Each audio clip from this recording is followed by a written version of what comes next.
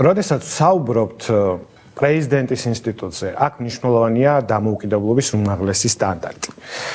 სამწუხაროდ, უახლოესი წარსულიდან ნახეთ, რომ პრეზიდენტები, რომლებიც ზეპარტიულობის და ობიექტურობის ფიცს დებდნენ, ძალიან მალე იცვლიდნენ პოზიციას. შედეგად მივიღეთ რადიკალების დასაყრდენები პრეზიდენტის სახით. მიხეილ ყაველაშვილი მზად არის თუ არა გაუმკლავდეს შიდა თუ გარე წნეხს ისე, რომ ეროვნული ინტერესები ბოლომდე დაიცვას.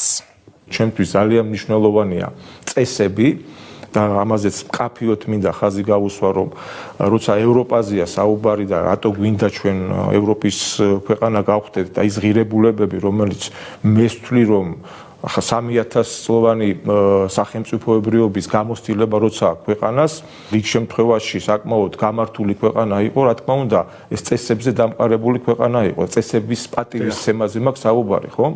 და აქედან გამომდინარე, კიდევ ერთხელ გავიმეორებ, რომ წესებისადმი პატივისცემა ეს უმნიშვნელოვანესია და ის როლი, რომელიც მიმაჩნია, რომ შეუძლია პრეზიდენტმა ითამაშოს და ეს ფორმა, რომელზეც ჩვენ საუბრობ, გამოკვეთილი კონსტიტუციურად და ის შესაძლებლობები, რომელსაც ვხედავ, სხვა მიმართულებით არის, სხვა ფორმით იქნება ჩემი დამოკიდებულება ქვეყნის ინტერესის დაცვისა და რა თქმა უნდა, განსხვავებული იქნება იმ პოზიციიდან, რა პოზიციაში მე როგორც პარლამენტის წევრი და ხალხის ძალის წარმომადგენელი ვიყავ.